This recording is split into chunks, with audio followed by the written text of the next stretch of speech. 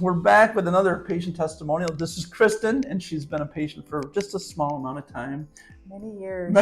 What's your patient number, by the way? 1448. Okay, you guys, 1448. Cristin's husband is also a patient. Yeah. And then your son, which I haven't seen in a while. Actually, all three of my kids have numbers. They've come periodically. Yeah. Mm-hmm. Yep. And she's been here so let's do this. When did you start care? Well, we kind of covered that. Yeah. What did you start care for? How bad was it? And at the time, if you can kind of think back, how was it affecting your life? Give us some insight to where you were at. Yeah. So when I started, I had been receiving chiropractic care, but in like very infrequently. Okay. Over the years, because I had a cousin whose husband married a chiropractor, and Okay. I had migraines, and so my parents were like, you should try going to him. So I went, but he never really, and it helped, but he never really locked us in. He never did any education. He never explained how this was going to help. I know I felt better, but I would go when I needed it. And then of course I moved down here. Got married and had kids, and I think it was after my daughter was born is when I started coming here, I think. And I think I was having a little back pain, just typical aches and pains. And I'm not even sure how I found you. I may have just driven by one day and saw the sign, but Wow. so I called. I think I was having an issue, like some kind of flare up, Sure. and I called, and they said, well, we'll see you, but you have to come in for x-rays and you have to do all the things, but we will see you. Sure. for the acute issue. That's How it started. And it kind of just morphed from there. And I've had my ups and downs. I tend to get, it's like patients that take their medication and they feel better and so they stop taking their medication. Yes. And I found that when I stopped taking my chiropractic treatments, the problems come back. So after I had my x-rays, I had to come in after hours and sit in your office with you and several other people and discuss chiropractic treatment. And at first I was like, what's he doing? I don't want to do this. I just want to get my back cracked. I just want to feel better and move on. But it helps so much understand how everything is connected and how it affects your immune system and how it affects your nervous system, that whole picture. And if you don't have that, it's just a treatment. Yeah, it's education, guys. So just make sure you educate your patients. Yeah, and I mean, and then you brought in, you had Dr. Morey here for a while. He was, again, excellent, great fit. And then Dr. Sutherland has been, he's like, you guys are like the best. I enjoy my Saturday is not complete, and I'm sorry I don't come in during the week. I know, because I know you're busy during the week. My day, but my day, I told him, I said, if laughter was the best medicine next to chiropractic treatment, you guys got it, because it's very light here. I think the atmosphere is light, which is welcoming, and it makes you want to come in. Was there anything you noticed about the chiropractic care over the years that you've noticed has made a difference in your overall health? It's funny because I noticed it, but I think because of the education, I tied it together. But I came in because of pain. My immune health seems to be so much better, because I used to get bronchitis and colds, and because of the education, I knew that does help your immune system. So I feel like I'm healthier as a whole because of it. That's awesome. Awesome. All right. How important is it for your doctor to have compassion, care, a positive person, and desire to educate? We've kind of hit all those. Go ahead. So I'm a nurse. I'm an RN. I don't take care of patients anymore, but I have a mother who's elderly, and I help care for her.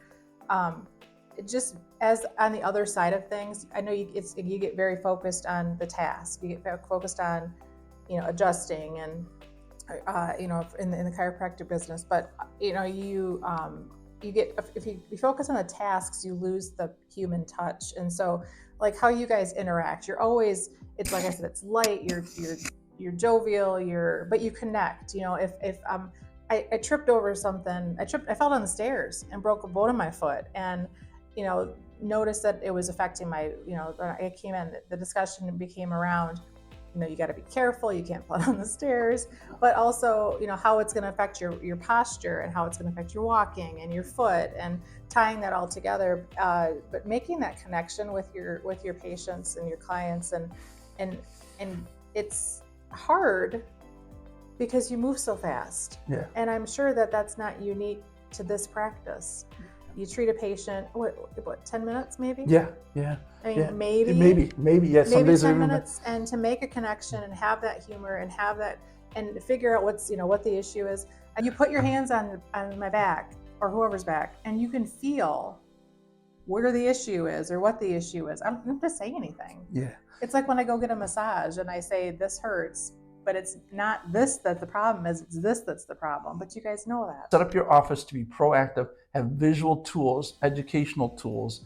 The website, have your common conditions that you're going to be talking about, disc, piriformis syndrome, have all that lined up on you so you can quickly pull it up. And even though it's a quick, you still make a connection. Stop and listen to your patients, educate your patients on the spot.